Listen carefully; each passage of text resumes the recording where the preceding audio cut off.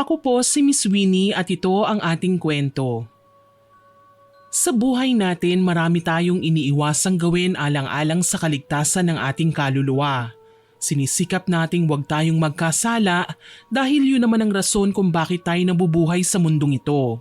Kaya lang may mga tao talagang sinusubukan ng ating kabaitan na para bang itinutulak talaga nila tayong gumawa ng masamang bagay na magiging simula ng matinding kaguluhan. Ano pang tinutunganga mo riyan, Brenda? Kumilos ka na at magbayad ka na sa akin. Sandali lang Franco, heto na kukunin ko ng pera. Bilisan mo at marami pa akong sisingilin dito. Huwag kang makupad, babae, bilis! Heto na nga 200 piso. 200? Ito lang ang ibibigay mo sa akin sa loob ng 1 linggo mong pagbibenta rito sa karinderya mo? Pinagloloko mo ba ako, ha, Brenda? Naku hindi, pasensya ka na't sadyang matumal lang ang benta ko sa linggong ito. Anong matumal? Ginagago mo ba ako? Narinig kong maraming customer tong karinderya mo dahil binabalik-balikan to ng mga tao. Pero nagsasabi talaga ako ng totoo, Franco. Hindi malakas ang benta ko sa linggong ito. Hayaan mo, babawi ako sa susunod. Siguraduhin mo lang ha, dahil talagang mananagot ka sa akin. Oo, sisiguraduhin ko. Mabuti kung ganun. At kayo naman, makinig kayong lahat ha. Ayaw na ayaw ko yung dinadaya ako sa pagbabayad. Huwag niyo akong subukang pagkaisahan. Dahil sa isang iglap nyo lang ay sisiguraduhin kong matatanggal kayo sa pwesto nyo rito. Hindi na kayo makakapagtinda. Naintindihan nyo ba ako? Sabay-sabay na nagsipagsagot ang mga tindera at tindero ng palengking yun. Labag man sa loob pero wala na kaming ibang magawa kundi sumang-ayon na lamang kasi wala naman kaming choice. Magandang araw nga po pala sa inyong lahat. Ako si Brenda, 34 anyos. Itong ikukwento ko ngayon ay nangyari sa aking buhay noong taong 2017 pa lamang. Patungkol ito sa kung paano sinusubukan ng ibang tao ang kabaitan ko. May-ari ako ng karinderya sa palengke. Nakapwesto yon sa tapat ng gulayan ng matalik kong kaibigan na si Sharon. Tindera lang siya ng gulayan na yon at iba ang may-ari. Hindi na nga namin napigilan ni Sharon ang mag-usap pagkaalis ni Franco kasama ang mga alipores niyang parang walang paligo sa loob ng 1 buwan. Ang sama na nga ng ugali nila, ang babantot pa ng amoy. Naku naman Sharon, mukhang mas mabagal pa sa pagong ang pag-asenso natin ito dahil sa pangungutong ng Franco na yun ah. Oo nga Brenda, buwisit na lalaking yon. Hindi pa nga tayo nakakabawi ng maayos sa kinikita natin Naniningil na ulit ng upa rito? Sinabi mo pa, linggo-linggo ba namang naniningil? Abuso na yung ginagawa ng lalaki na yan ha? Talagang abuso na yan Brenda. Konting-konti na nga lang mauubusan na ako ng pasensya sa taong yan. Ang sarap imudmod sa putikan niyang pangit niyang pagmumuka. Hay nako Sharon, akala mo naman may laban ka sa bruskong yun. Ang liit-liit mo nga. Sus, kung lalaki lang sana ako Brenda, matagal ko nang nilabanan si Franco. Gigil na talaga akong paduguin niyang ilong niya Wag na, mas mabuti na yung magpakumbaba pa rin tayo kada nangungutong sila. Iwas gulo na rin yun. Ayan, kaya umaabuso yung Franco na yan kasi walang lumalaban sa kanya at sa mga alipores niya Kung lalaban man tayo, siguraduhin nating may laban din tayo sa kanila Sharon. Meron ba? Wala naman. Bukod sa makapangyarihan sila rito sa palengke na ito, mga babae rin tayo at wala tayong sapat na lakas para labanan sila ng pisikalan. Aba, hindi lang naman yun ang paraan para lumaban Pwede ko naman silang lasunin. Hay nako, magtiis na lang tayo sa buhay na ito. Wala tayong magagawa pagmamayari nila ang pwesto ng negosyo natin. Ano pa nga ba? O siya, babalik na muna ako sa karinderya ko. Baka nandun na ang anak ko. Bumalik na nga ako sa karinderya at gaya ng inaasahan, nandun na nga ang nag-iisa kong anak na babae na si Bea. Dalaga na ang anak kong yun at nasa 2nd year college na. Lunchtime na kasi yun, kaya syempre doon siya kakain sa karinderya namin.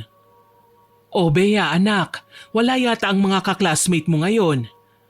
Opo inay, nandun po sila sa bahay ng class president namin. Birthday niya po kasi ganun ba? Bakit hindi ka sumama sa kanila? Parang hindi nyo naman po ako kilala. Alam nyo naman pong mahiyain po ako. Sigurado akong maraming tao sa bahay nila maliban sa classmates ko.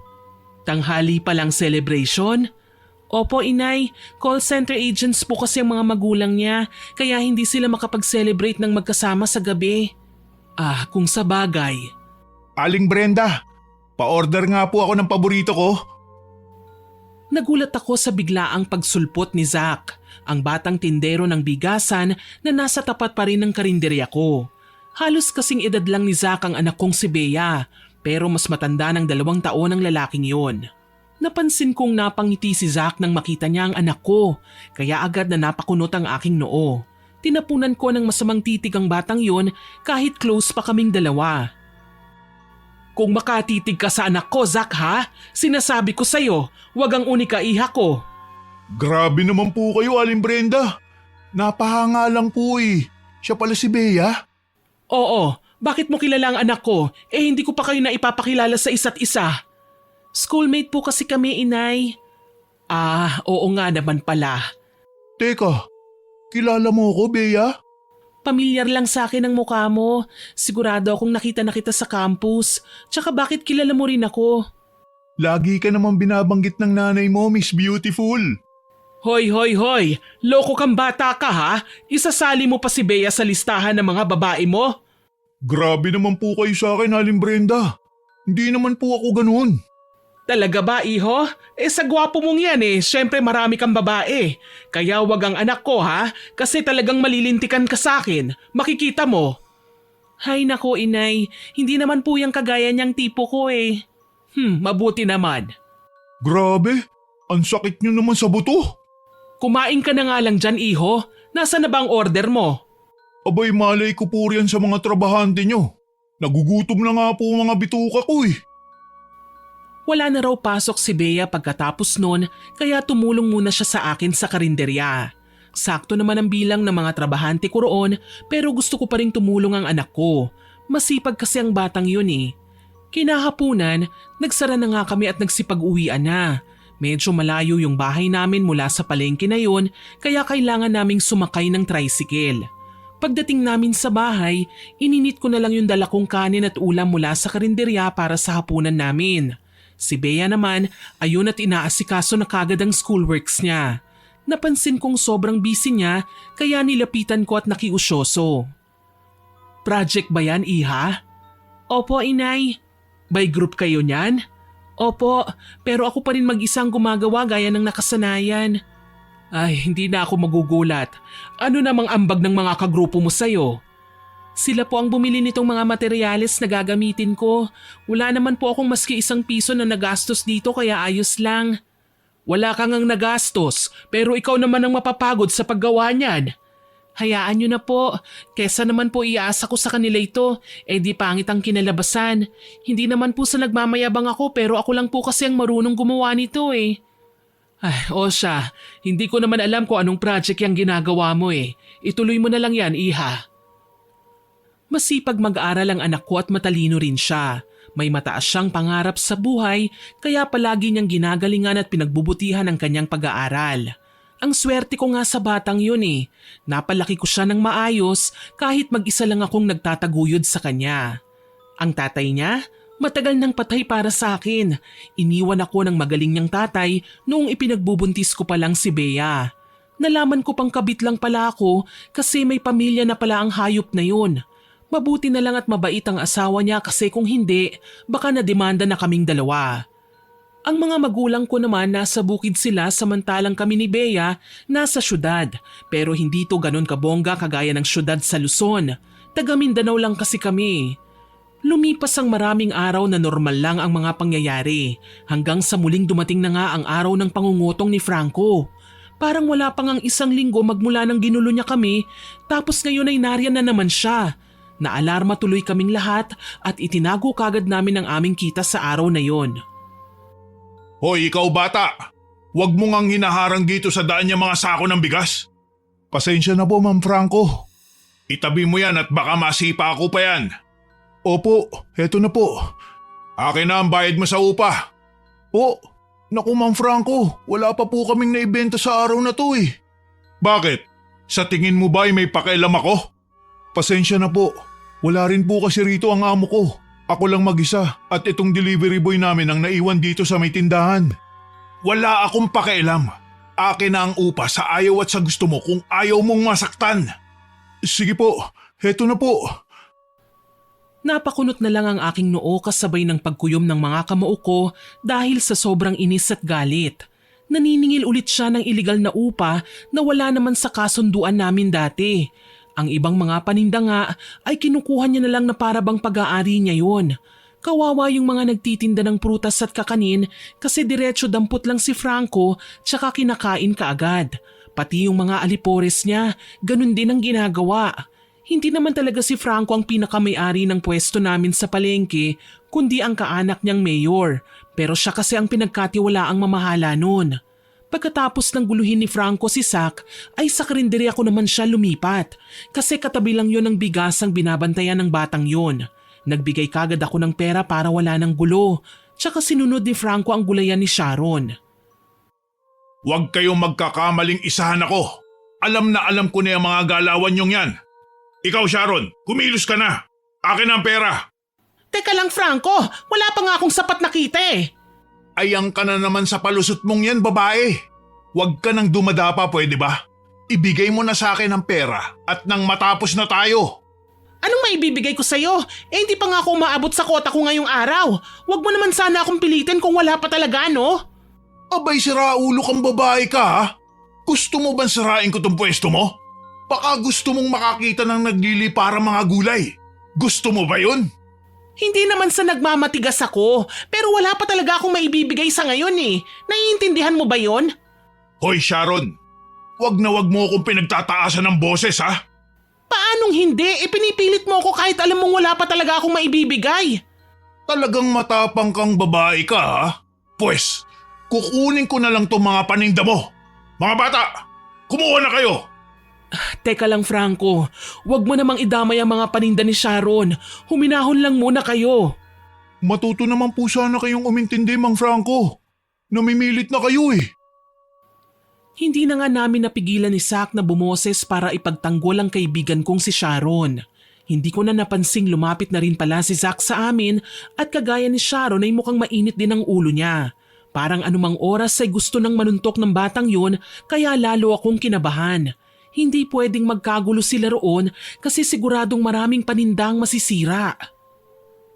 Hoy, huwag kayong makialam dito ha. Paanong hindi kung wala naman po kayo sa oras ng paniningil? Wala pa ngang 1 linggo mula nung siningil nyo kami. Tapos nandito kayo uli ngayon? Hoy bata, huwag mo kaming pinapakailaman ha. Tumahimik ka riyan kung ayaw mong dumugo yung ilong mo. Sige, subukan mo.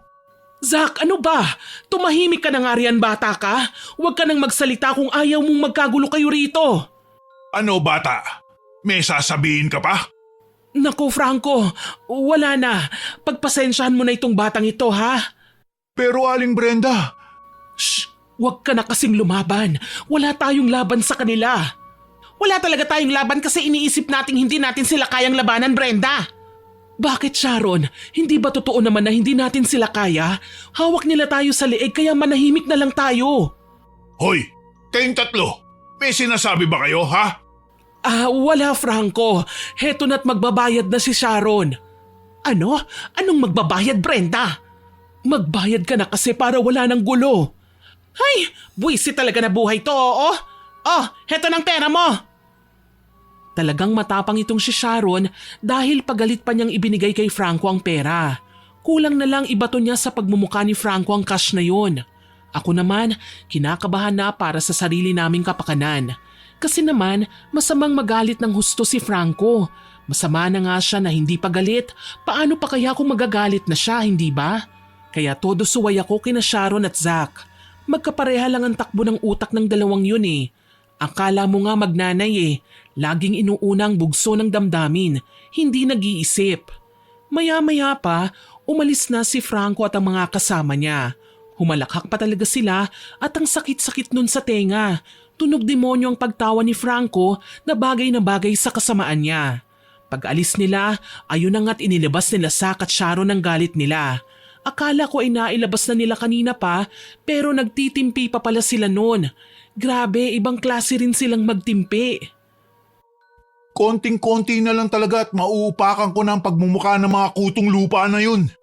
Oo nga eh, kung lalaki lang sana ako, siguradong binasag ko ng bungo nila. Nakakainis! Simot na talaga ang pasensya ko sa mga gagong yun. Kung hindi lang kasalanan ng pumatay. Tama! Hoy, tumigil nga kayong dalawa riyan. Kayong dalawa talaga hindi na kayo natuto. Anong hindi natuto, Brenda? Ikaw yata ang hindi natuto rito eh. Hanggang kailan ka papayag sa pangungotong nila sa atin, ha? Hindi naman ako pumapayag sa ganon, Sharon. Hinahayaan ko lang para wala ng gulo. Eh di pareho pa rin yon. Kung hindi mo ipaglalaban ang karapatan natin, ganon na rin yon. Tama si Aling Sharon. Kung hahayaan pa rin natin sila, hindi na talaga matatapos ang paghihirap nating to. Bakit? Ano bang mapapala natin kung kakalabanin natin sila? Matitigil ba? Hindi. Mapapahamak lang tayo niyan. Siguradong sa ospital tayo pupulutin. Eh paano nga po sila titigil kung walang kakalaban sa kanila, Aling Brenda? Alam mo, Zach, si Mayor kasi ang boss nila. Ano bang laban natin sa Mayor, hindi ba? Kahit marami tayong galit na galit kay Mayor, hindi naman tayo nakakakalahati sa mga taong inuuto niya ng ayuda para iboto siya. Hindi nga tayo naka 1/4 eh. Tayong mga tindera lang naman dito sa palengke ang may malaking galit kay Mayor. Ano bang sinasabi mo riyan, Brenda? Parang lumilihis ka naman yata sa usapan eh. Ang gusto ko lang sabihin, hindi natin kayang pabagsakin ng mayor na nag-utos kay Franco para pahirapan tayo. Kasi naman konti lang tayong hindi bumoboto sa kanya. Mas marami siyang botante kesa sa mayor na binoto natin nung nakaraan. Hay nako, ewan ko sa'yo. Bumalik na nga lang tayo sa trabaho. Mas mabuti pa nga po. Magpapalamig muna ako ng ulo. Pabili nga po ako ng soft drink sa Aling Brenda. Mabuti naman kung ganon. Huwag nang masyadong painitin pa ang ulo dahil sa mga taong yan, ha? Wala naman tayong mapapala sa bagay na yan eh. Makalipas ang ilang oras, dumating na ulit si Bea para mananghalian. Takang-taka ang anak ko kung bakit ang init daw ng ulo ng mga tao roon. Kaya ayun, ikinuwento ko sa kanya kung ano ang nangyari. Hindi pa nasaksihan ni Bea ng harap-harapan ang tungkol sa pinaggagawa ni Franco sa amin. Hanggang kwento ko lang ang naririnig niya pero parang mas galit pa yata siya kesa sa akin. Parang si Sharon lang din ang batang yon. Gusto nga niyang makita ng personal si Franco nang maduraan niya raw ang muka. Ewan ko ba kay Bea, mahinhing dalaga naman siya pero nag-iibang tao naman kung magalit. Manang-mana talaga sa tatay niya. Makalipas ang ilang araw, maaga akong pumasok sa karinderya. Hindi pa nga dumating ang mga trabahante ko roon. Gusto ko lang pumasok ng maaga pero pagdating ko roon, unang bumungad sa akin ang malakas na boses ni Sharon. May kasigawan siya. Nakikipag-away na naman kaya nilapitan ko kagad. Ikaw ang inggitera sa ating dalawa. Bakit naman ako maiinggit sa'yo, ha? Walang kainggit-inggit sa buhay mo. Ang lungkot na nga ng buhay mong babaita ka. Baog ka na nga, wala ka pang jowa. Hoy Sharon, ano yung bunganga mo ha? Nakikipag-away ka na naman ba? Hindi ako nakikipag-away, Brenda. Yang babaeng yun talaga ang parang siraulong sumugod sa akin dito. Kasi inaagaw ko raw ang mga suki niya. Tapos ngayon sasabihan akong inggitera? Abay loko siya. Nasa na ba ang kaaway mo? Bakit wala ka namang kaharap dyan? Syempre umalis na. Mabuti nga yun Kung hindi siya aalis, nako, talagang tatamaan siya sa akin. Hay nako, Sharon. Napapadalas na yung kainitan ng ulo mo, ha? Sino ba namang hindi iinit ang ulo kung may mga siraulo sa paligid natin na nagpapakulo sa ating dugo, ha, Brenda? Oo na, pero kumalma ka muna. Baka atakihin ka na niyan sa puso. Wala akong sakit sa puso. Di baka tumaas ang blood pressure mo? Anemic ako, ano ba? Oo na, basta huminahon ka na riyan. Pinagtitinginan na tayo ng mga tao, Ay, nako, wala akong pakialam sa kanila. Kahit magsiluwa pa yung mga mata nila, Brenda. Hay nako, ikaw talaga. Siya nga pala, nasan si Zach? Bakit wala siya ngayon? Hindi ko alam, baka may pasok. Pasok? Di ba tuwing gabi ang pasok niya sa eskwelahan? Abay malay ko, may lakad siguro, hindi ko alam. Ganun ba? Sinong magbabantay ngayon sa bigasan nila? Andyan yung anak ng may-ari kanina, nakita ko. Baka umalis lang saglit. Ipagpapatuloy ko pa sana ang pakikiusyoso nang biglang tumunog ang cellphone ko. Touchscreen nga yun pero sobrang luma na. 6 na taon na kasi mula nang binili ko. Hindi pa naman nasira. Lumayo nga muna ako saglit kay Sharon para sagutin ang tawag. Si Bea yun. Hello anak, napatawag ka. May problema ba? Hello po, Aling Brenda. Teka, sino to? Bakit hawak mong cellphone ng anak ko? Nasaan si Bea? Sino ka? Teka lang po, kumalma po kayo. Ako po ito, si Zach. Grabe, hindi nyo man lang po ako nabosesan. Zach, anak ng Tokwa, bakit hawak mong cellphone ng anak ko? Nasaan siya? Anong nangyari? Dahan-dahan lang po, Aling Brenda. Mahina ang kalaban. Pwede bang sabihin mo na lang sa akin kung nasan si Bea? Lagot ka talaga sa aking bata ka. Heto na nga po. Nandito po kami ngayon sa school clinic. Ano? School clinic? Bakit? Anong ginagawa niyo riyan? Anong nangyari sa anak ko? Wala po siyang malay ngayon, Aling Brenda. Pumunta po kayo rito para maipaliwanag ko ng maayos. Siguraduhin mo lang na wala kang ginagawang masama sa anak ko, ha, Zach? Humanda ka talaga sa akin. Heto na at pupunta na ako riyan. Nagmamadali akong humanap ng tricycle at nagpahatid sa eskwelahan ni Bea. Hindi ko pa nga nabubuksan ang karinderya ko pero hindi ko na inalala pa yun kasi bahala ng mga trabahante ko. Tinatawag din ako ni Sharon dahil bigla akong kumaripas ng takbo paalis pero hindi ko na siya pinansin pa.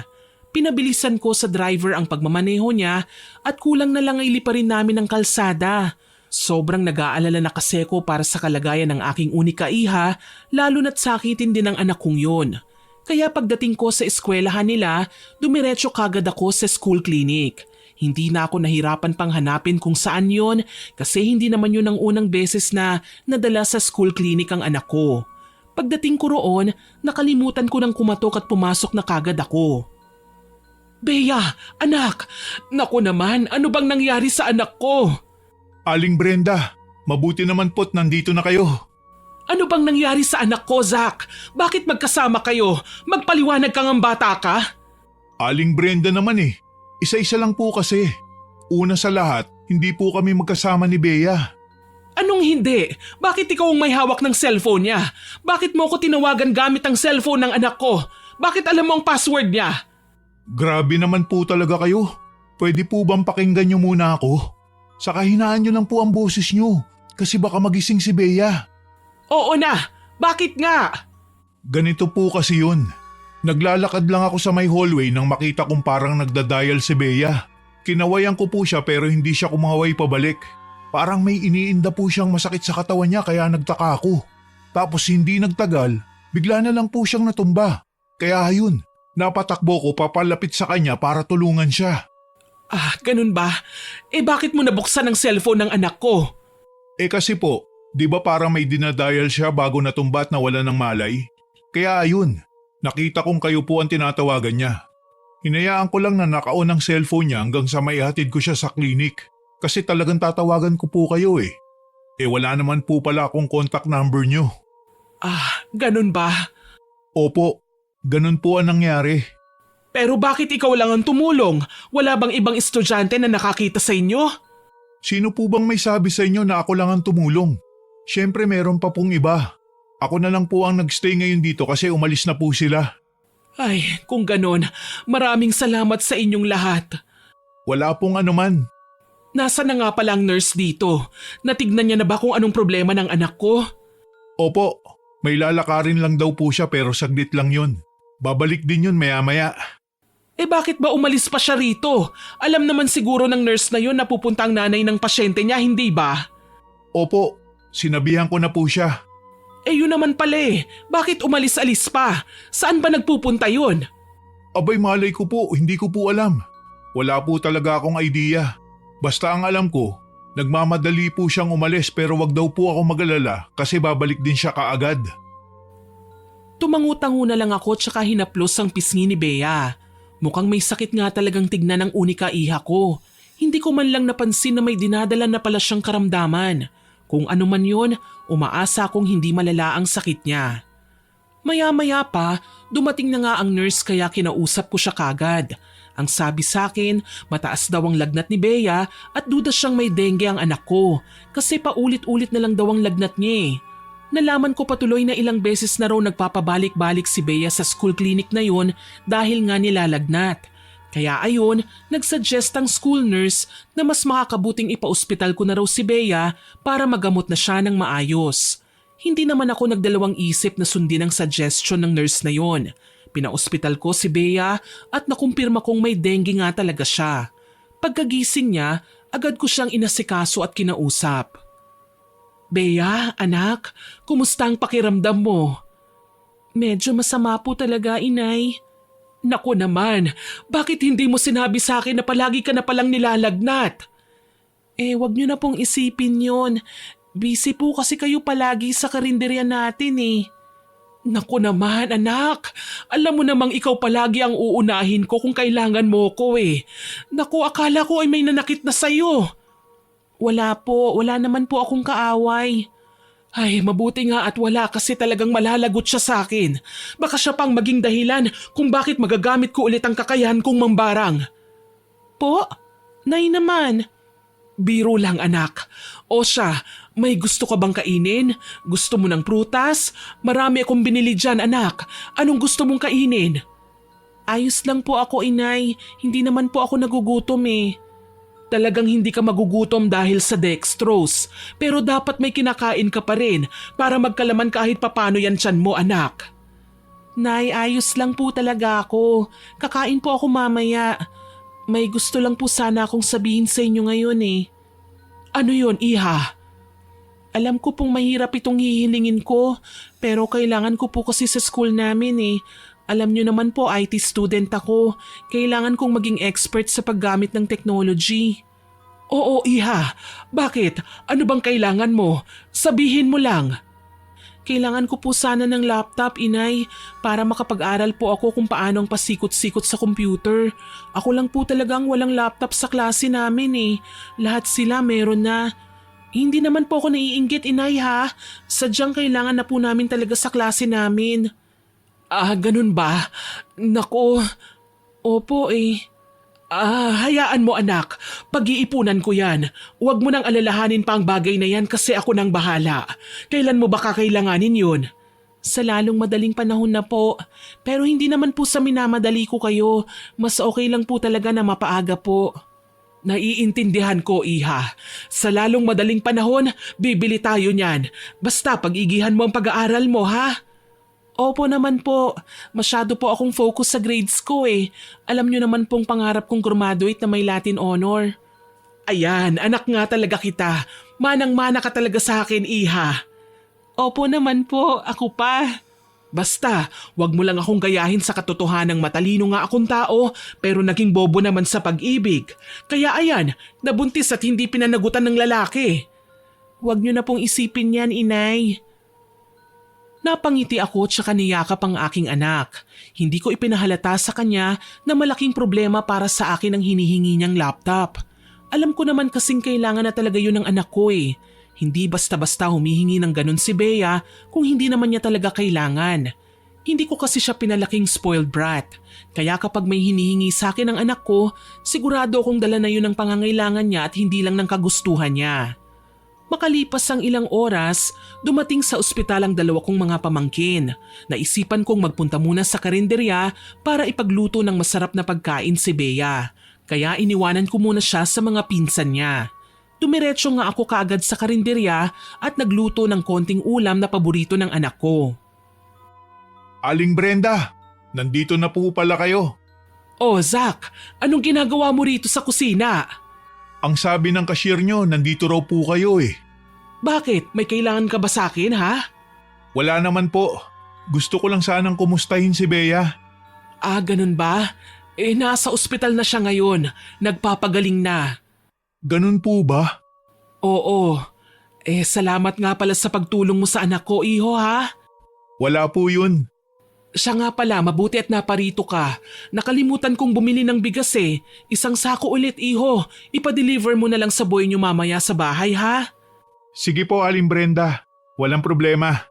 Babayaran ko mamaya pagkatapos ko nitong niluluto kong ulam para sa anak ko.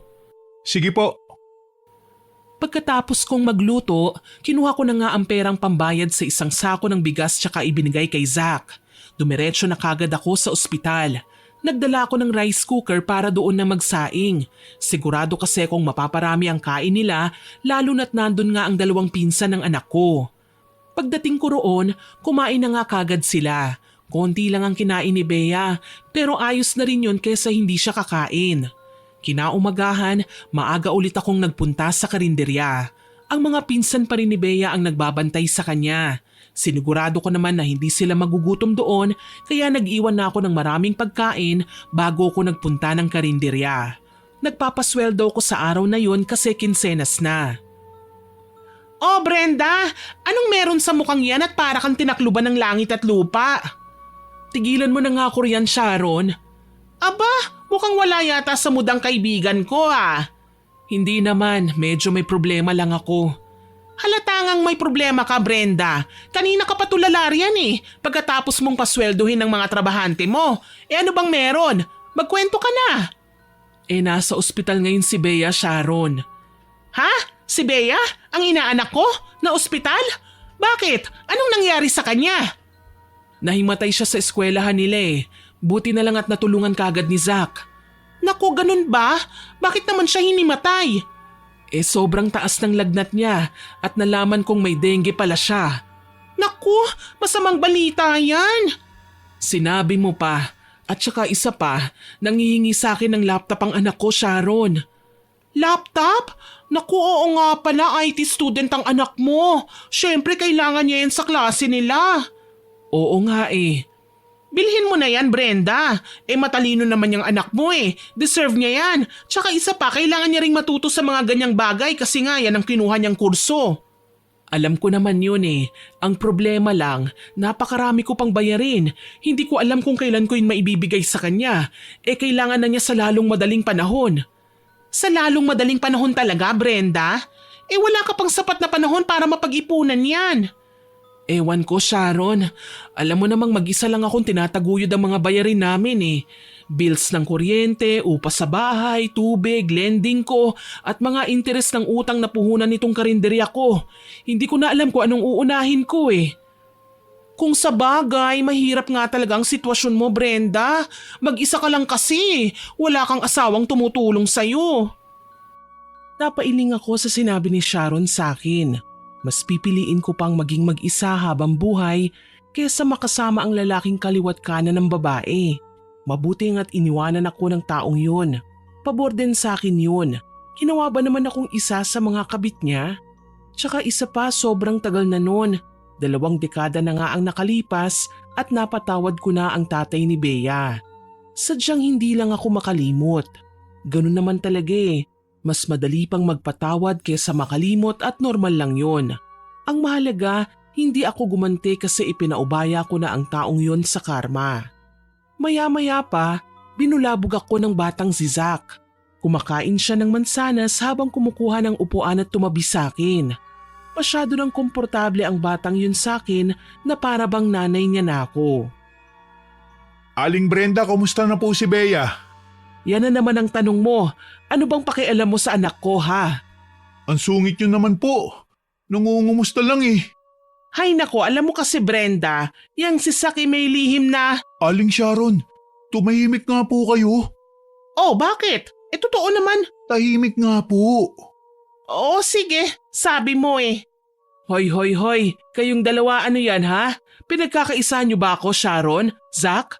Ano yung mga tinginan niyong yan ha? Hindi ko gusto yan ha? Wala Brenda, inaasar ko lang ang batang yan. Siguraduhin niyo lang ha? Opo, wala talaga. Ikaw Zach ha? Wag na wag mong papormahan ng anak ko. Alam kong chick boy ka. Pag ikaw sinasali mong unika iha ko sa listahan ng mga babae mo, humanda ka talaga sa aking bata ka. Grabe naman po kayo sa akin, Aling Brenda. Hindi naman po ako chick boy ha. Anong hindi? Ang daming babaeng nagkakandara pa sa'yo. Kulang na nga lang ipakyawin nila ang lahat ng paninda niyong bigas. Mapansin mo lang sila. Ang tawag po sa ganun, marami akong tagahanga. Hindi ko naman po pinapatulan ng mga babaeng yun, Aling Brenda. Sila naman ang lumalapit sa akin. Kasalanan ko po bang gwapo ko? Aba ang yabang nitong batang ito ah. May maipagmamayabang naman talaga ang alaga nating yan, Brenda. Hayaan mo na siya. Ewan ko sa inyong dalawa. Kumilos na nga lang tayo at magtrabaho na. Kumilos na nga kaming tatlo at bumalik na sa kanya-kanya naming trabaho. Ilang araw din akong nagbanat ng buto at halos hindi na ako makatulog ng maayos kasi iniisip ko kung paano ako makakabili ng laptop nang hindi ako matatagalan. Siyempre araw-araw ko ring dinadalaw si Bea sa ospital. Hindi lang talaga ako pwedeng manatili ng matagal doon kasi kailangan kong sipagan pa ang pagtatrabaho. Hindi naman siya pinababayaan ng mga pinsan niya ron. Hindi ko rin sila hinayaang magutom. Naging sobrang nakakapagod ang mga araw na nagdaan hanggang sa muli na namang nagpakita sa amin ang tinik sa aming lalamunan na si Franco. Sa pagkakataong yun, lasing siya habang naniningil kaya sobrang init ng kanyang ulo.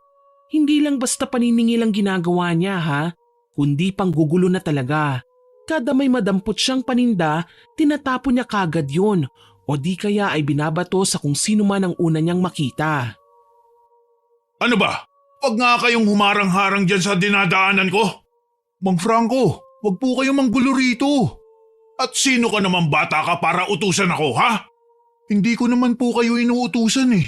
Nakikiusap lang po. Hindi. Ikaw yung matapang na bata, di ba? Ngayon mo ipakita sa akin yung tapang mo. Pasensya na po, pero hindi ako pumapatol sa taong wala sa tamang pag-iisip. Abay, siraulo ka palang bata ka eh. Hindi ko gusto yung paraan mo ng pagtingin sa akin, ha? Ayusin mo yung mata mo kung ayaw mong hugutin ko yan. Paano ko po ba kayo titignan? Dapat ba kindatan ko kayo? Bastos ka talagang bata ka, ha? At talagang kayo pa nagsalita, ha? Zach, ano ba? Huwag mo nang patulan ng lasing na yan. Hayaan mo siya, Brenda. Malaking-malaki na rin naman yung si Zach. Kayang-kaya niya ng Francong yan. Ano? Nababaliw ka na ba, Sharon? Pag nagkagulo ang dalawang yan, lagot talaga si Zach. Hayaan mo na nga kasi. Hoy, wag na kayong magsayang ng oras. Ibigay niyo na sa akin ang upa niyo para sa linggon to. Mang Franco, sumusobra na po talaga kayo eh. Inaabuso niyo na kami. Ang nakasulat sa kasunduan natin, buwan ng upa lang. Tapos ngayon ay naging lingguhan na. Hindi na po tama yan. Tumahimik ang bata ka. Totoo naman po ah. Nangungutong na kayo. Huwag niyong hintayin na mapipilitan kami isumbong kayo sa barangay. Barangay? Kahit magsumbong ka pa sa mga pulis bata, wala kayong laban. Anong laban niyo kay Mayor? Ang sama niyo talaga. Mga mukhang pera. Darating din ng panahon na babagsak yung Mayor niyo. Kapag nangyari yun, pati kayo ay kasamang lulubog sa putikan. Tandaan niyo yan. Hindi ko gusto yung tabas ng dila mo, bata. Pwes, hetong sayo! Sa isang iglap, bigla na lang napasigaw ang lahat ng mga taong naroon dahil sa biglaang pagsuntok ni Franco sa mukha ni Zach.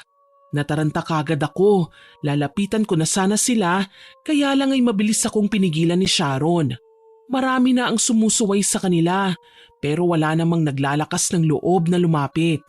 Lalo tuloy akong kinabahan, lalo na't parang nag-iba na ang pagkatao ni Zach. Halatang galit na ang batang yon at walang ibang gustong gawin kundi basagin ang mukha ni Franco. Si Franco naman hindi rin nagpapatalo. Nagpapalitan lang sila ng suntok sa isa't isa.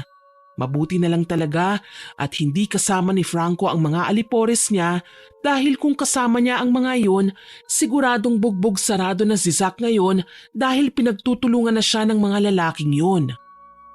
Zach! Franco! Tigilan niyo na yan! Hayaan mo na nga sila, Brenda.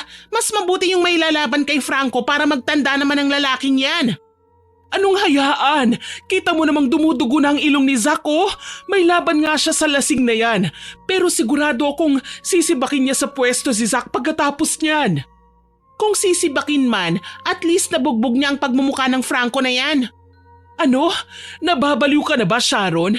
Hindi pwedeng matanggal si Zach sa pwesto niya rito. Alam mo namang yan lang ang pinagkukuhanan niya ng panggastos sa pag-aaral niya, hindi ba?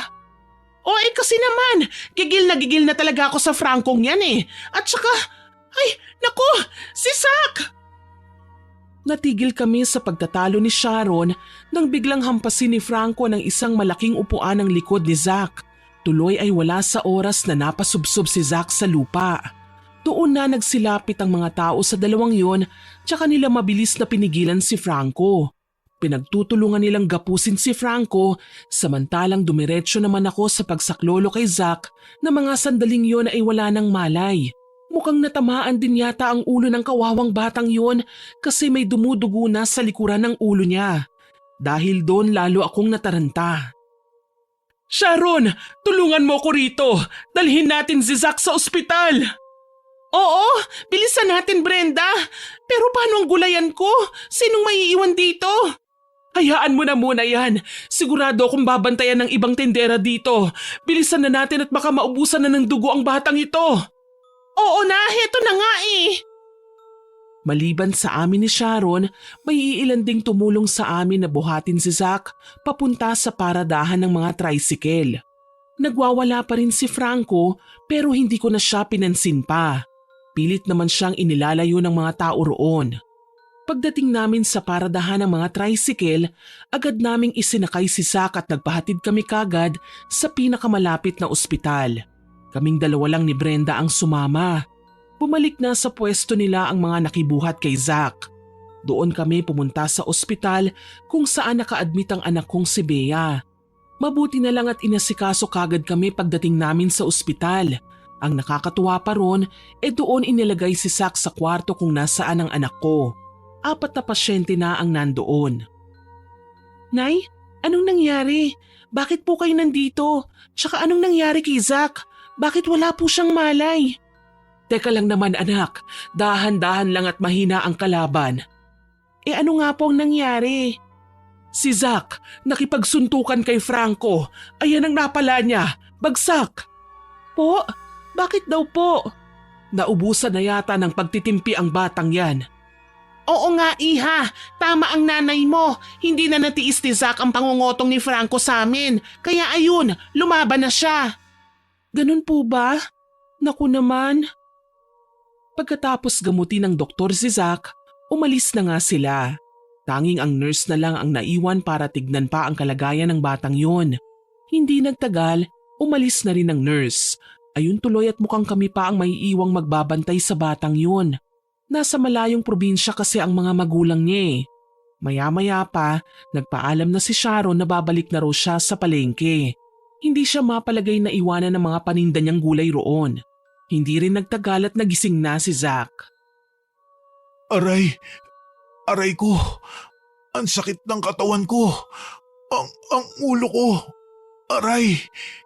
Oh, mabuti naman at gising na ang basag ulo. Aling Brenda? Teka, nasan po ako? Ano nangyari? Ayan, tignan mo ang paligid mo nang malaman mo kung nasaan ka. Naku, nasa ospital po ba ako? Saan pa nga ba? Teka, nandito si Bea? Dinalaw niya po ako? Sira, dito rin naka-admit ang anak ko ano? Ganun po ba? Oo, magpahinga ka na riyan at nang gumaling ka na. Hello Bea. Aba itong batang ito talaga oo.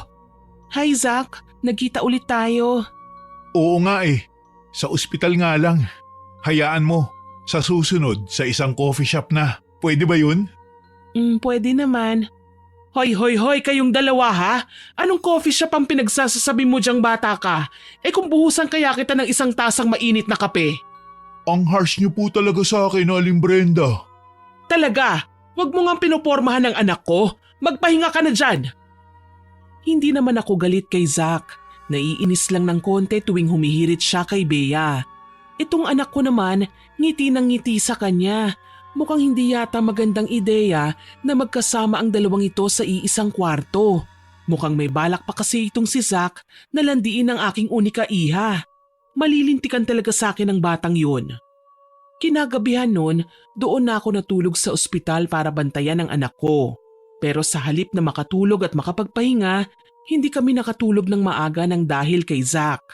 Palagi siyang nagpapapansin sa anak ko na para bang wala doon ang nanay ng dalagang pinopormahan niya. Panay titig lang ako ng matalim kay Zack pero sa kalooban ko ay hindi ko maitatangging kinikilig ako ng konti sa dalawang yun. Hindi ko nga lang pwedeng ipakita dahil baka lalong magkalakas ng loob si Zack na pormahan si Bea. Buti na lang at hindi siya masyadong pinapatulan ng anak ko. Buti nga sa kanya. Kinaumagahan maaga ulit ako sa karinderya. Naging normal na ulit ang umagang yun hanggang sa magtanghali na. Hindi ko inaasahan ang pagdating ni Franco kasama ang mga alipores niya. Franco, bakit naparito kayo? Kagagaling nyo lang dito kahapon ah.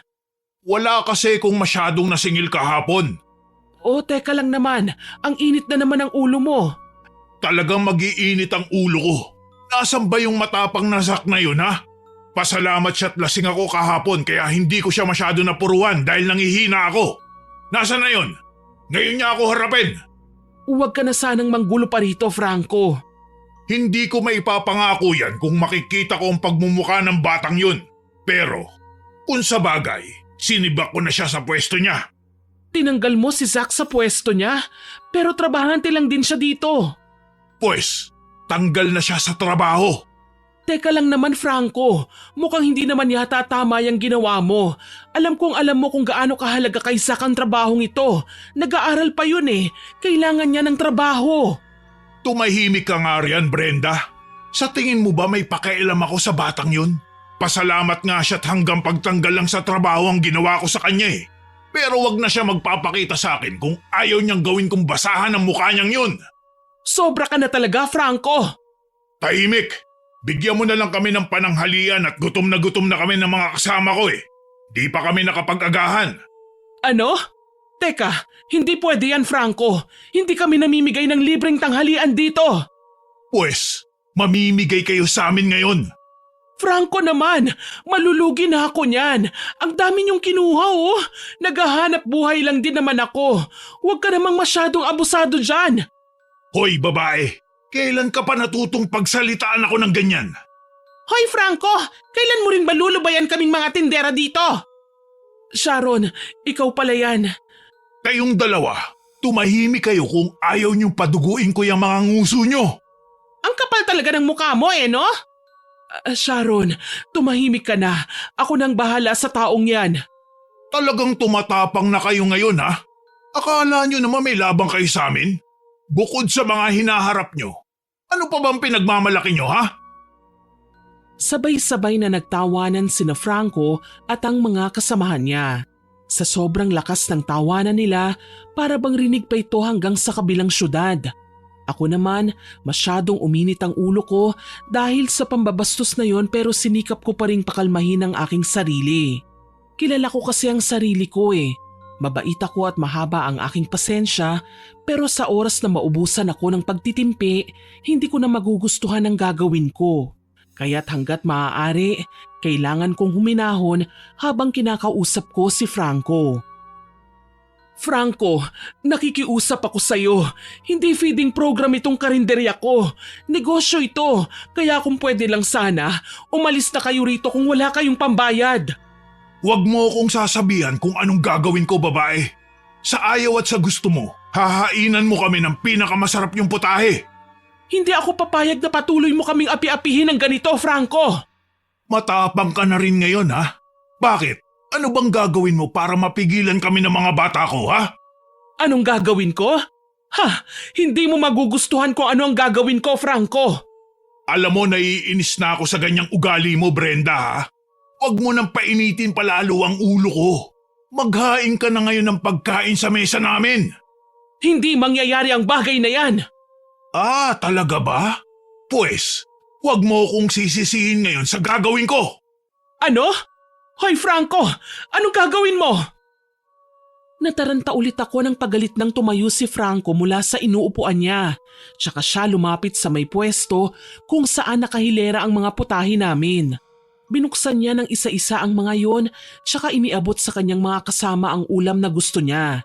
Samantalang ang mga ayaw niyang ulam, gaya ng gulay at mga pritong itlog, inihagis niya lang yon at itinapon.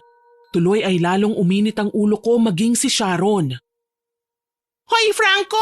Ang kapal-kapal na talaga ng pagmumukha mo para manggulo rito sa karinderya ni Brenda! Tumahimik ka kung ayaw mong paliguan kita nitong mainit na sabaw, Sharon! Franco! Tumigil ka na! Tigilan mo na kami rito!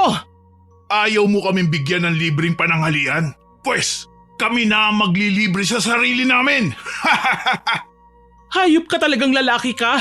Pagbabayaran mo ang lahat ng ito! Sharon, kunin niyo ang punyal sa kusina dahil may ulo akong tatagain! Yan ang gusto ko, Brenda! Sandali lang at kukunin ko na! Gaga kang babae ka! Mga kasama, umalis na tayo rito! Dalhin ang mga ulam na yan! Ano? Hindi ka pwedeng umalis! Sharon, bilisan mo! Kayong mga nakatunga nga riyan, ano pang tinitingin-tingin nyo? Tulungan nyo si Sharon! Kunin nyo ang mga punyal! Sinisigawan ko na ang lahat ng mga trabahante ko dahil sa matinding galit na lumalamon sa aking puso. Siguradong namumula na ako sa galit. Samantalang si Franco, humahalakhak lang habang bitbit niya ang lagayan ng mga ulam ko na ninanakaw nila. Sinubukan ko silang pigilan at harangan pero tinabig lang ako ng isa sa mga kasamahan ni Franco. Hindi ako tumigil sa kasisigaw hanggang sa nakalabas na si Sharon at ang aking mga trabahante. Dala nila ang iba't ibang uri ng mga panghiwa ng karne. Pero si Franco at ang mga kasamahan niya nakalayo na habang tumatakbo sila. Sinubukan ko pa silang habulin pero hindi na ako umabot. Napaiyak na lang ako at napaluhod sa lupa dahil sa matinding galit na nararamdaman ko. Pagkatapos ng araw na yon, sa ospital na rin ako dumiretso. Ilang araw na akong hindi umuwi sa bahay namin. Nagpupunta lang ako roon tuwing kukuha ko ng damit namin ni Bea at kapag naglalaba ako. Takang-taka si Bea kung bakit daw sobrang sama ng timpla ng mukha ko. Kahit ilang oras na ang lumipas mula nung nangyari sa karinderya, inis na inis pa rin ako. Hindi ko mapigilang ikwento ulit sa anak ko ang nangyari. Kaya ayun, gulat na gulat si Bea. Grabe na po talaga yung si Mang Franco, Nay. Hanggang kailan niyo po titiisin ang pang-aabuso niya sa inyo, sa inyong lahat? Hindi ko alam, Iha. Natatakot na ako sa pwede kong gawin sa oras na maubusan ako ng pasensya sa taong yun. Inay, sa tingin ko po panahon na. Anong panahon na, Iha? Panahon na para labanan niyo po siya. Anak, lumaban na ako. Nakipagsigawan na nga ako ng hindi natatakot, hindi ba? Hindi po yun ang ibig kong sabihin. Ha? Ano ba? Inay, alam kong alam niyo po kung ano ang tinutukoy ko. Tinitigan ko ng makahulugan si Bea, tsaka ko sinabihan ang dalawa niyang pinsan na lumabas muna. Nandun pa rin kasi sila para bantayan ang anak ko. Pagkalabas nilang dalawa, lumapit ako ng konti kay Bea at medyo hininaan ko ang aking boses kasi bukod sa amin, may iba ring pasyente sa silid na yon. Medyo magkakalayo nga lang ang higaan namin sa kanila. Bea anak, tama ba ang iniisip ko? Opo inay, panahon na siguro para turuan nyo ng leksyon ng mapang-abusong Mang Franco na yan. Ilagay nyo na po sa kamay nyo ang parusa para sa taong yon. Ilang taon ko na ring hindi nagagamit ang kakayahan kong yon, Iha. Kaya nga po hindi nyo nagagamit dahil wala namang sapat na rason para gamitin yon. Pero ngayon may rason na po kayo. Sobra na yung Mang Franco na yan Dapat na po siyang magbayad sa lahat ng kasamaang ginagawa niya sa mga tindero at tindera sa palengke. Sa tingin mo, Iha, panahon na talaga para gamitin ko ulit ang kapangyarihang itim? Opo, isipin niyo na lang po na para yan sa ikabubuti ng lahat.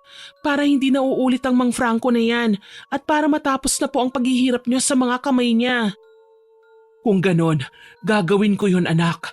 Pero tsaka na kapag nakalabas ka na rito sa ospital, uunahin ko muna ang pagpapagaling mo bago ang pagturo ko ng leksyon sa taong yun.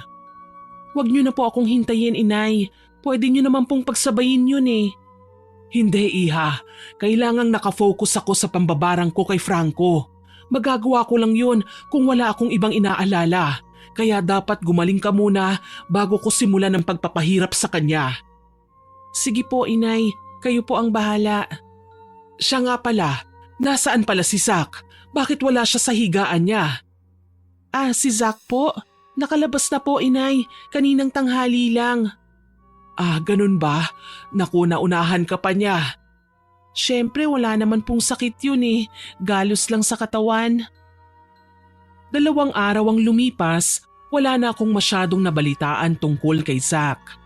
Hindi ko na rin siya nakikita sa palengke dahil sinibak na nga siya ni Franco sa trabaho niya. Sigurado akong pinagbantaan ni Franco ang may-ari ng bigasang pinagtatrabahuhan ni Zach para lang mawalan ng trabaho ang kawawang binata na yun. Kinausap ko nga si Sharon na baka kaya niyang ibaba muna ang pride niya at makiusap kay Franco na ibalik si Zach doon. Pero hindi raw kaya ng kaibigan ko. Parang anak na rin kasi namin si Zach kaya nakakalungkot talagang isipin ang nangyari sa kanya. Sigurado akong namumroblema na ang batang yon kung saan nahanap ng bagong trabaho. Kung pwede ko lang sana siyang kunin sa karinderya ko Kaso hindi Nahirapan na nga akong paswelduhan ng mga trabahante ko ron. Hindi ko na kaya pang magdagdag pa ng bago. Tapos ayun na nga, na-discharge na rin si Bea sa ospital. Iniuwi ko siya kagad sa amin pero dumaan muna kami sa palengke para bumili ng mga prutas. Binili ko yung mga paborito ng anak ko, tsaka kami umuwi. Kumusta naman ang pakiramdam mo, Iha? Heto po maayos-ayos naman na po, Inay. Mabuti kung ganon. Inay, kawawa naman po itong bahay natin. Ilang araw tayong nawala rito parang pugad na ng mga aswang. Grabe naman yan anak. Naglilinis naman ako rito paminsan-minsan napakamaalikabok po kasi Tignan niyo po ang daming sapot na ng gagamba. Hay nako, wag mo nang pansinin ng mga yan, Iha. Ang dapat mong gawin ay magpahinga ng mabuti dahil ako ang maglilinis ng mga yan. Pahinga na naman po, Inay. Aba, ilang araw na po ako nagpapahinga sa ospital Nakakatamad naman pong matulog ng matulog Wala naman akong sinabing matutulog ka, Iha. Ang sabi ko lang ay magpahinga ka. Kung gusto mong manood ng mga K-drama, manood ka. Yun na nga po ang balak kong gawin, Inay. O sige, ihahanda ko na muna itong prutas Sariwa ang mga ito. Binili ko pa ito sa ninang Sharon mo. Opo, Inay. Maraming salamat po. Hindi ako pumasok sa karinderya ng araw na yon. Inilaan ko ang lahat ng aking oras sa pag-aalaga kay Bea. Pagsapit ng gabi, maaga kong pinatulog ang anak ko. Doon ko na binalak na simulan ang muling paggamit ng aking itim na kapangyarihan, ang pambabarang. Inihanda ko ang lahat ng aking mga kagamitan na itinago ko sa kahon doon sa ilalim ng aking katre. Sobrang dami na ng alikabok ng mga yon, pero kahit balutin pa yun ng dumi, gagana at gagana pa rin ang mga yon. Napadungaw pa ako sa labas at kinabahan ako nang makita kong bilog pala ang buwan. Ibig sabihin nun, lalong lalakas ang puwersa ng aking kapangyarihang itim. Medyo kinabahan ako kasi baka hindi ko makontrol ng maayos at baka mapatay ko kagad ang lalaking yun. Hindi naman ako mamamatay tao Kailanman ay wala pa akong napatay nang dahil lang sa pambabarang ko. Pero may iilan na akong pinahirapan gamit ang kakayahan kong ito. Lahat sila mga masasama ang ugali. Lahat din sila ay tinuturuan ko lang ng leksyon. Walang sino mang nagbayad sa akin na pahirapan ng mga taong yon. Lalo na't walang ibang nakakaalam tungkol sa pagiging mambabarang ko kundi ang kaisa-isa kong anak na si Bea lamang. Maging ang malapit kong kaibigan na si Sharon, hindi niya rin alam ang tungkol dito. Sa gabing yon isinagawa ko ang isang ritual. Bawat mambabarang, meron kaming iba't ibang paraan ng pambabarang. Ang iba ay dinadaan ang lahat sa kapangyarihan pero ang ginamit ko sa pagkakataong yon ay ang ulam na afritada. Nagluto ako ng afritada sa gabing yon tsaka ko nilagyan ng ritual ang ulam pagkaluto nito. Inay, gabi na po Bakit nagluluto pa kayo? O Bea, Iha, bakit gising ka pa? Nagising lang po ako dahil nauuhaw ako. Bakit pumunta ka pa rito sa kusina? May inilagay naman akong baso at pitsyel sa mesa mo, anak ubos na po Kukuha nga po sana ako. Naku naman. O siya, sige. Lagyan mo na yan at matulog ka na ulit. Opo, Inay. Pero bakit po nagluluto kayo ng ganitong oras? Hating gabi na po Iha, alam kong alam mo kung anong ginagawa ko. Teka, yan na po ba yun, Inay? Nagsisimula na po kayo sa pambabarang kay Mang Franco? Shh! Hinaan mo yung boses mo, anak. Baka mamaya ay may makarinig pa sa'yo. Si Inay talaga. Sino naman pong makakarinig sa atin ang layo ng bahay ng mga kapitbahay natin? Kung sabagay, tama ka riyan, anak. Sige na nga, matulog ka na kasi. Tatapusin ko pa itong ginagawa ko Sige po, Inay. Matulog na rin po kayo kagad pagkatapos niya na. Oo, Iha. Pagkatapos ko ang lutuin yon, niretwalan ko ulit para lumakas ang kapangyarihan ng mga kakaibang sangkap na inihalo ko sa afritada. Hindi ko nasasabihin pa kung ano-ano ang mga sangkap na yun. Basta yun ang ginagamit ko tuwing mambabarang ako. Tsaka ako nag-isip kung paano ko ipapakain kay Franco ang niluto kong espesyal na afritada para sa kanya. Hanggang sa naisipan kong puntahan siya mismo sa bahay niya at kunwari ay nandun ako para sa peace offering. Kaya yun na mismo ang ginawa ko kinaumagahan. Wala namang asawa at anak si Franco dahil matandang binata siya. Nasa malayo rin ang kanyang mga magulang kaya walang kahirap-hirap ko siyang pinuntahan sa kanila. Brenda! Anong kailangan mo at napadpad ka yata rito sa bahay ko? Magandang umaga sa iyo, Franco. Anong maganda sa umaga, babae? Sabihin mo sa akin kung anong sadya mo't naparito ka. Ano kasi? Nandito ka ba para pakiusapan akong ibalik yung anak-anaka mo si Zach sa trabaho? Pwes kung ako sa'yo ay uuwi na ako dahil hindi mangyayari ang bagay na yun. Hindi yan ang sadya ko sa pagpunta ko rito, Franco. Bakit? Ano bang sadya mo? May dala kong afritada. Niluto ko yan para sa'yo. Afritada? Bakit? Anong nakain mo at dinalhan mo pa ako niyan dito sa bahay? Peace offering ko sana sa'yo eh. Gusto ko lang humingi ng pasensya tungkol dun sa sigawan natin sa karinderya noong nakaraan. Sana mapatawad mo ko. Talaga ba? Ang babaeng may paninindigan na kagaya mo, humihingi sa akin ng tawad ngayon? Hindi naman masama kung susubukan ko, hindi ba? Sana tanggapin mo itong afritada ko. Masarap yan. Nakakatawa ka, Brenda. Pero sige, total ay gutom na gutom pa ako. Iwanan mo na riyan ang ulam na yan at lumayas ka sa harapan ko. Baka may magawa pa ako sa iyong hindi mo magustuhan eh. Ang sexy mo pa naman. Heto na ang afritada mo. Uuwi na ako ha.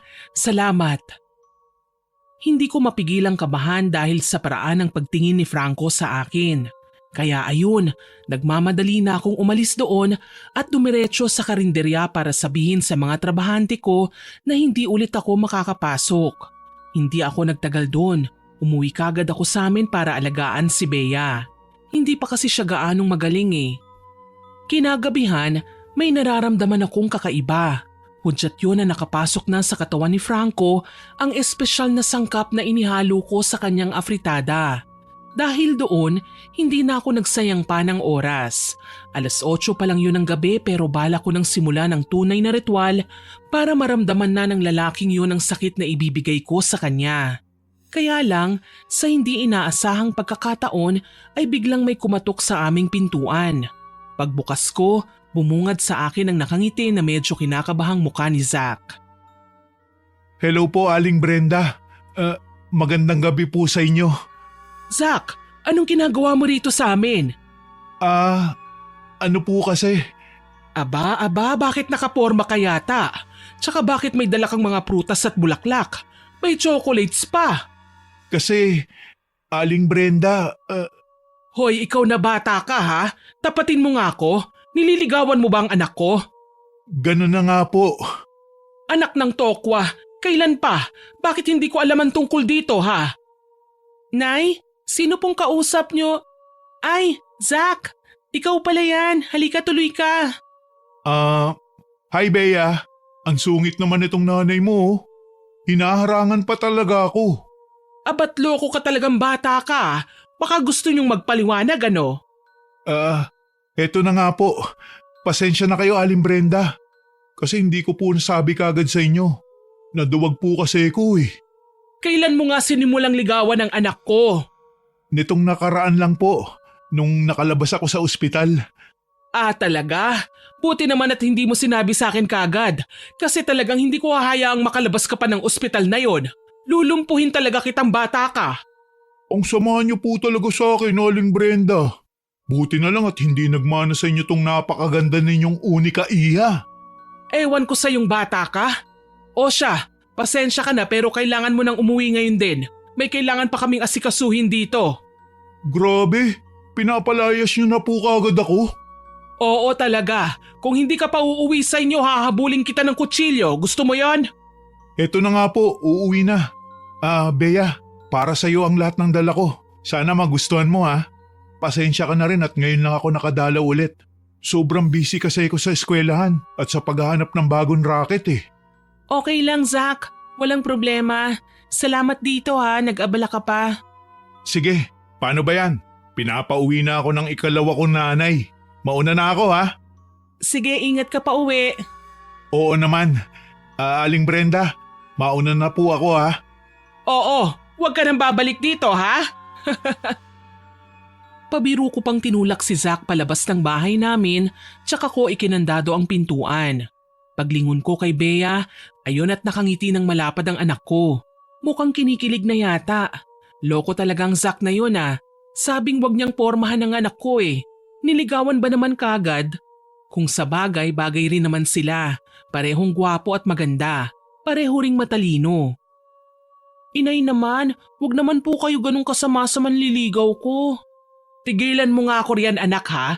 Ganun talaga kami ng batang yon. Eh baka mamaya nasasaktan na yun sa mga sinasabi niyo inay.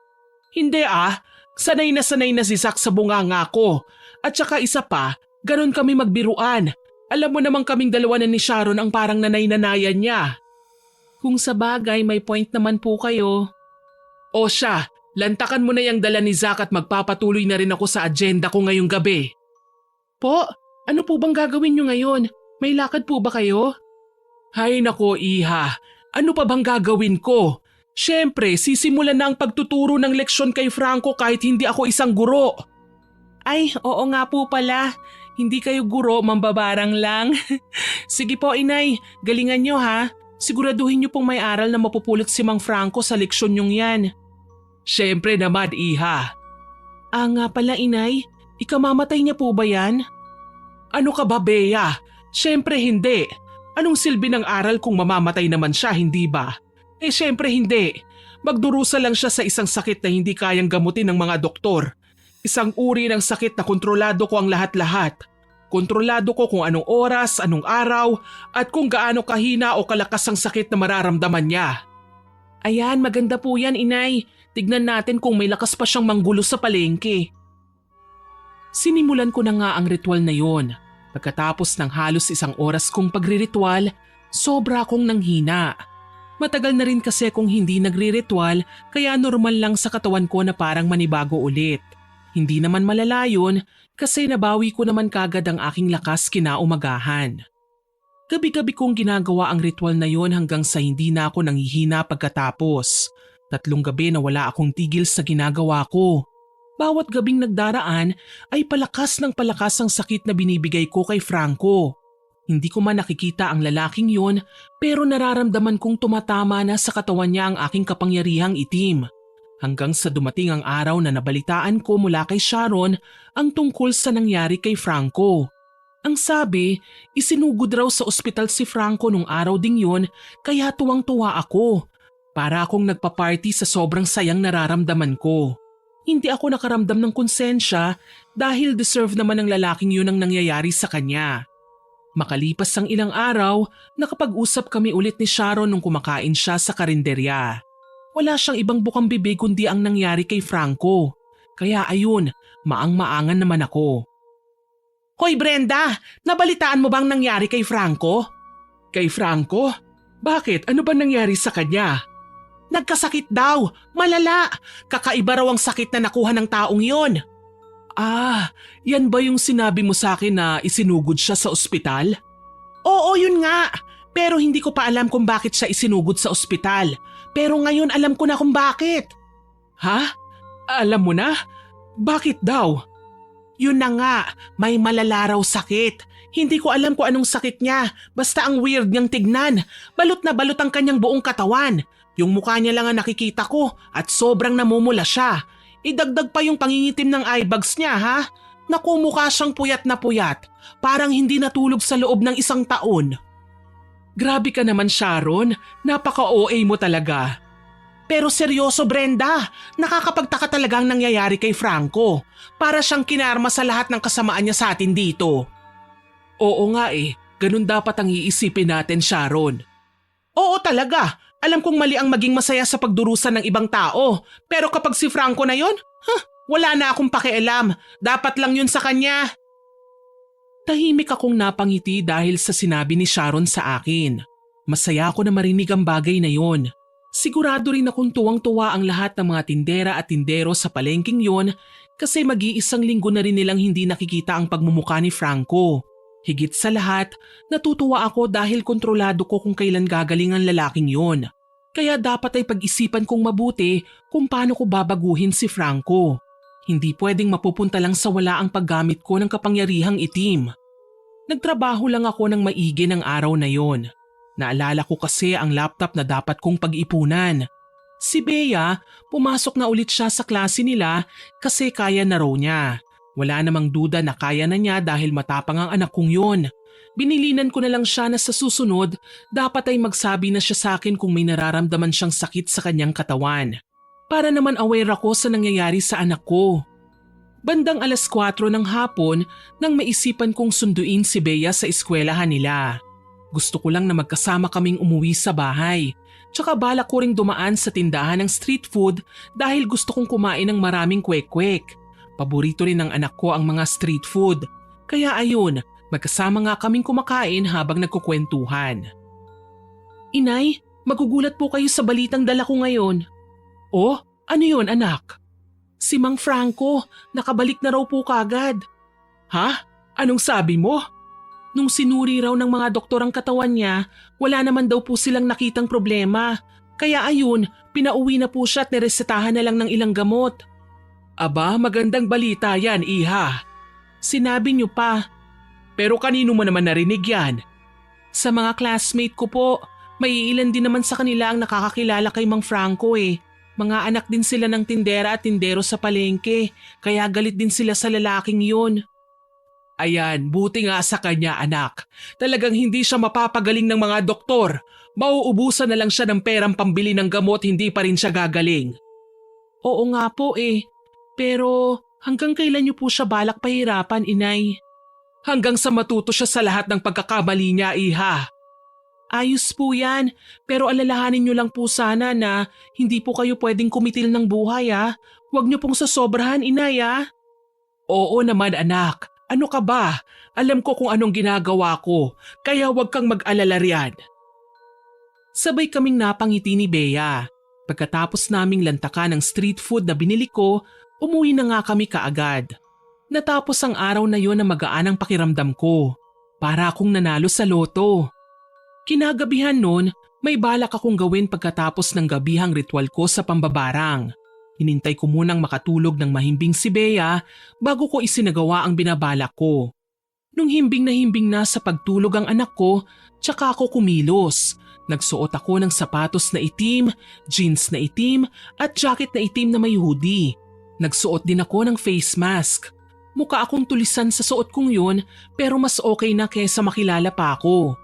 Dahan-dahan akong lumabas ng bahay at patagong naglalakad papunta sa bahay ni Franco. Siyempre hindi ako dumaan sa kabahayan. Doon ako sa madilim na likuran ng mga bahay. Isang lighter lang ang dala kong pang-ilaw at yun ay may mahinang flashlight pa para hindi ako makita ng sinuman. Pagdating ko sa bahay ni Franco, sobrang dilim na. Nakapatay na ang ilaw kaya pumasok kagad ako pero hindi sa pintuan kundi sa bintana. Siyempre sarado ang pintuan niya pero kurtina lang ang pantakip ng bintana kaya hindi ako nahirapang pasukin yun. Nandun na nga siya at nakahiga na. Puti at wala siyang kwarto. Isang buong silid lang ang bahay niya. Alam kong gising pa si Franco kaya gumagalaw-galaw ako at naglikha ng konting nakakikilabot na ingay para mapansin niyang hindi siya nag-iisa sa bahay niyang yun. Hindi nagtagal, napansin niya nga ako kaya gulat na gulat siya. Sinadya ko namang ibahin ang aking boses para mas mahirapan siyang makilala ko. Anak ng... Sino ka? Anong kailangan mo sa akin? Paano ka nakapasok sa bahay ko? Franco! Franco! Franco! Sino ka nga? Huwag kang lumapit sa akin! Oh, bakit? Nahihirapan ka na bang tumayo? Kung ganon, talagang natamaan ka na ng husto sa sakit na binigay ko sa'yo! Anong sabi mo? Anong sakit? Anong ibig mong sabihin? Franco, nandito ako para sabihin sa'yo na hawak ko ang buhay mo. Ang sakit na pinagdurusahan mo ngayon, ako ang may gawa niyan! Ano? Anong klaseng nilalang ka ba? Hindi pa ba halata, Franco? Isa kong mambabarang. Binabarang kita. Bakit? Sino ka ba? Bakit mo to ginagawa sa akin? Dahil masama kang tao, Franco, marami kang pinapahirapan, kaya dapat lang na magdusa ka sa barang na yan. Titigilan lang kita kung magbabago ka na. Magbabago? Oo, tama. Hindi ko na kaya to. Parang awa mo na. Sabihin mo kung anong kailangan kong gawin. Mabuti at naitanong mo yan. Unang-una sa lahat, ibalik mo ang trabaho ng taong tinanggalan mo ng trabaho sa palengke ng walang sapat na dahilan. Ano? Paano mo naman nalaman yan? Sino ka ba talaga? Huwag ka nang magtanong pa. Ikalawa, tigilan mo na ang pangungutong sa mga taong naghahanap buhay doon. Ayos lang ang upa, pero ang pangungutong maling-mali na. Oo, sige. Gagawin ko yan. Ikatlo, tigilan mo ng paninira at panghihingi ng mga panindaron. Sige. Walang problema. At ang panghuli, huwag ka nang manggugulo sa palengke o sa kahit na sino doon. Magpakabait ka na, kasi kung hindi, sisiguraduhin kong mamamatay ka sa barang ko. Naiintindihan mo ba? Oo, naiintindihan ko. Hindi ko marinig! Lakasan mo! Oo, naiintindihan ko. Magpapakabait na ako. Mabuti kung ganon. Tandaan mo, nasa paligid lang ako at nagmamasid sa'yo, kaya umayos ka. Hindi ko na hinintay pang makasagot si Franco. Nangangatog na ako dahil baka mabisto niya ako. Lumabas na ulit ako ng bahay niya at tawang-tawa ako, pero pinigilan ko lang. Ramdam ko ang panginginig ni Franco dahil sa takot. Hindi ko man nakikita ang mukha niya, sigurado naman akong bilog na bilog ang kanyang mga mata at nanginginig pa sa takot. Makalipas nga ang ilang araw, hinintay ko ang aksyong gagawin ni Franco. Hanggat hindi ko nakikita ang pagbabago niya, patuloy ko pa rin siyang babarangin gabi-gabi. Hanggang sa dumating ang araw na bumalik si Franco sa palengke, hindi para manggulo, kundi para humingi ng tawad sa mga taong naroon. Gulat na gulat ang lahat sa ginagawa niya. Kahit ako, kahit inaasahan ko yun ay hindi ko pa rin maiwasang magulat. Binalik niya rin si Zach sa trabaho niya. Maging ang mga iba pang mga nawalan ng trabaho dahil sa biglaang pagtanggal ni Franco sa kanila. Alam kong sobrang sama ako sa inyong lahat. Alam ko rin na mahirap akong patawarin dahil sa lahat ng pang-aabuso ko. Pero pinagsisisihan ko na po ang lahat ng yun. Hihintayin kong dumating ang araw na mapatawad ninyo akong lahat. Mabuti naman at natauhan ka na, Franco. Shh, Sharon, huwag ka nang humirit pa dyan. Ay, pasensya naman. Nagulat lang ako eh. Kaya pala pinatawag niyo ako rito. Isa itong malaking himala.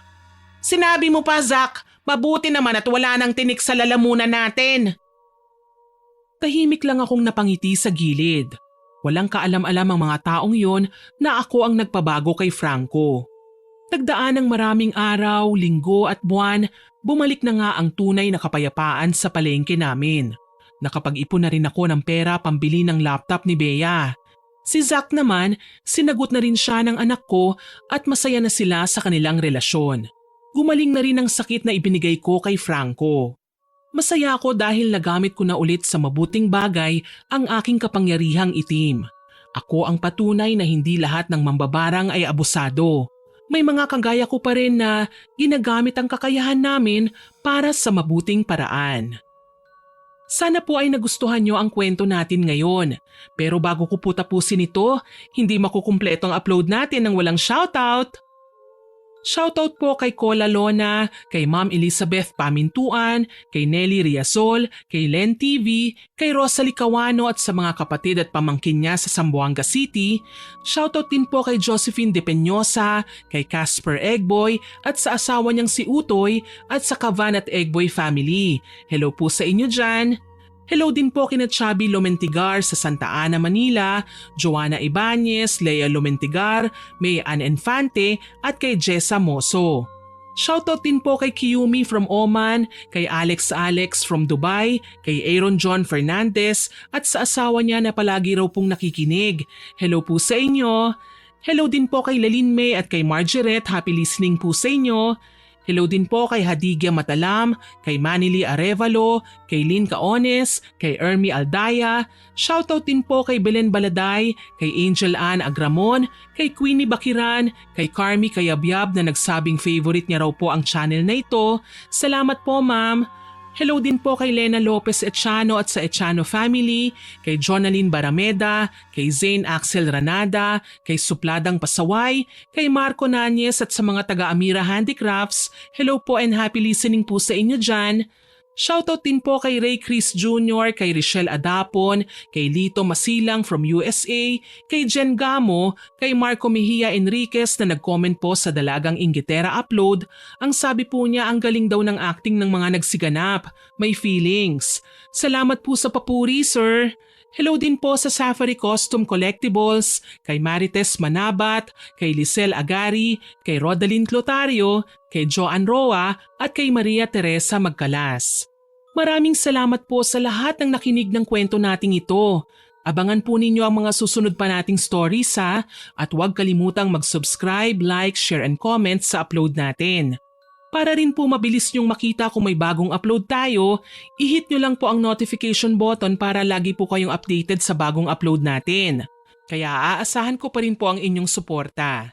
Muli, ako po si Miss Winnie na buong pusong nagpapasalamat sa inyong pakikinig.